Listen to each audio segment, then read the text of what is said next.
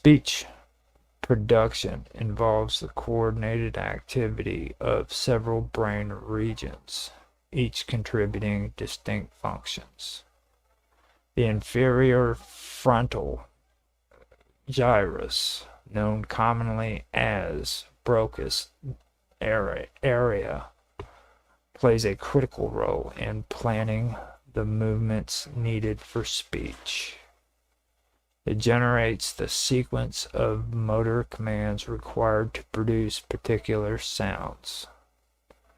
The primary motor cortex executes these commands by sending signals to muscles involved in speech, including those controlling the lips, tongue, larynx, and diaphragm.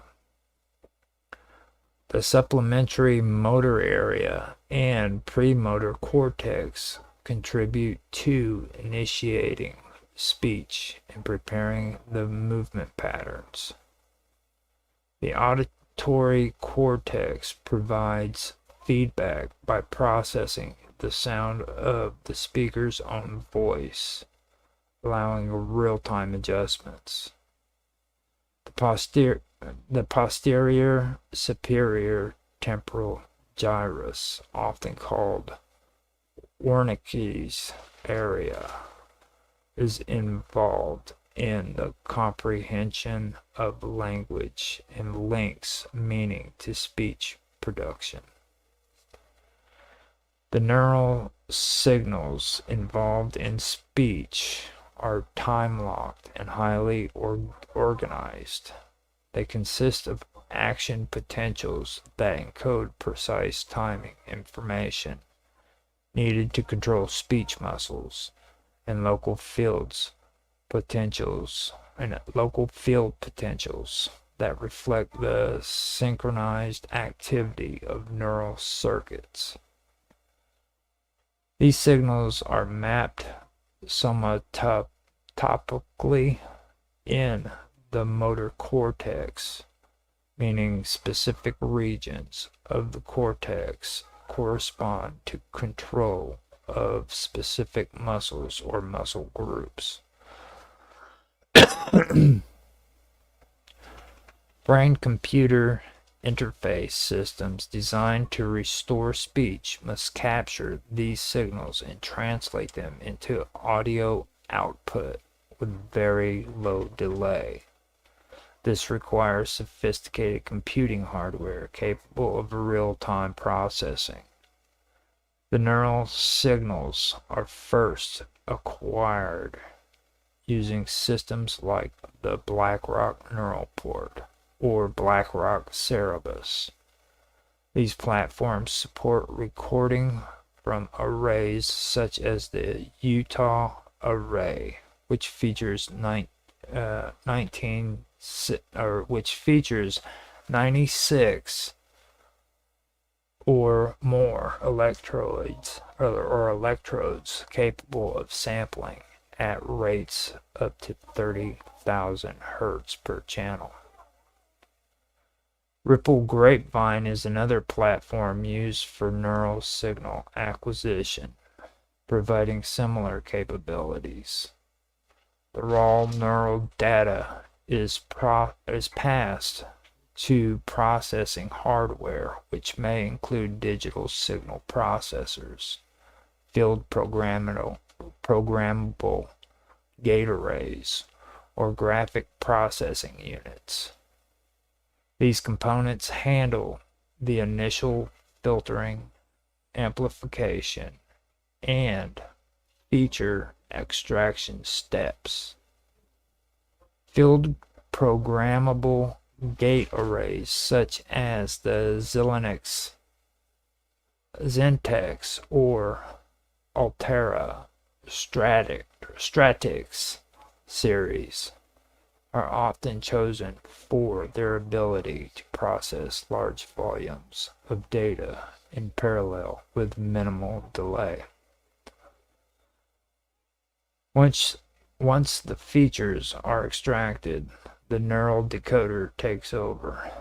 This is typically implemented on powerful computing hardware, such as servers equipped with Intel Xeon processors, or on embedded platforms like the NVIDIA Jetson Xavier or Jetson Orin. These platforms run machine learning models that map the neural features of phonemes, syllables, or full words. The models may include recurrent neural networks, long, short-term memory networks, or transformer-based architectures.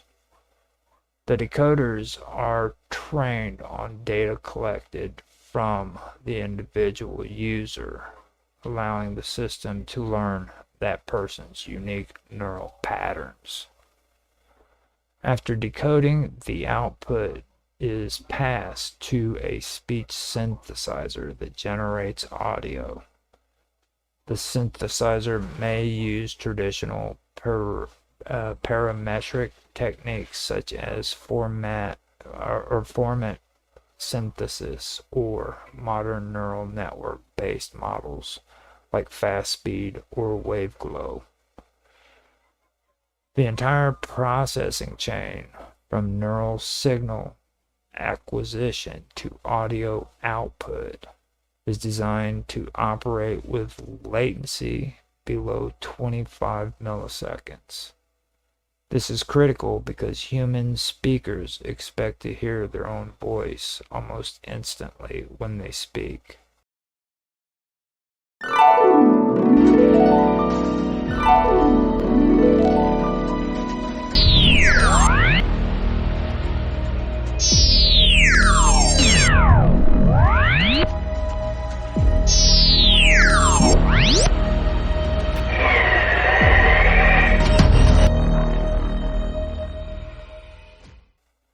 Any delay greater than this can disrupt the natural flow of conversation. Specific systems that have demonstrated this capability include the speech neural prosthesis developed at the University of California, San Francisco. This system combines Blackrock neural port recording hardware, field programmable gate array processing, Intel Xeon server class decoding computers, and real-time neural speech synthesis. The Stanford University BrainGate collaborators have used similar setups, pairing Blackrock hardware with custom field programmable gate array pre-processing and custom neural decoders.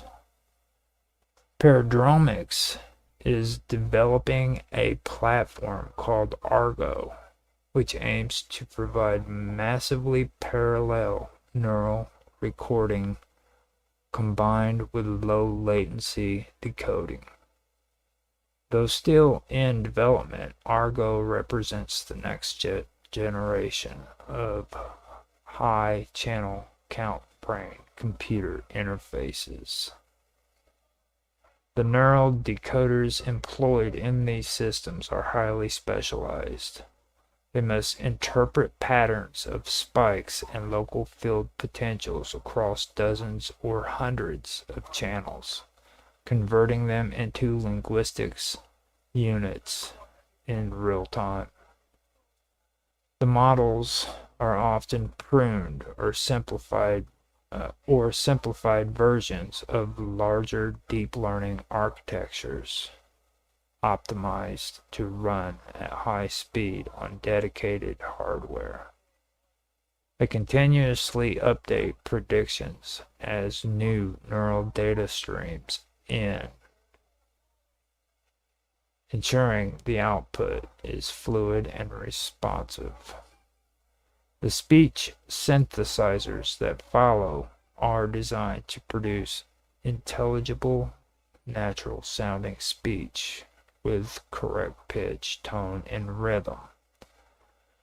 Systems such as wave-glow or real-time variants of Tacotron have been adapted for this purpose, often running on graphics processing units to meet the demanding performance requirements. The success of these systems represents a major milestone in the development of assistive technologies for people who have lost the ability to speak.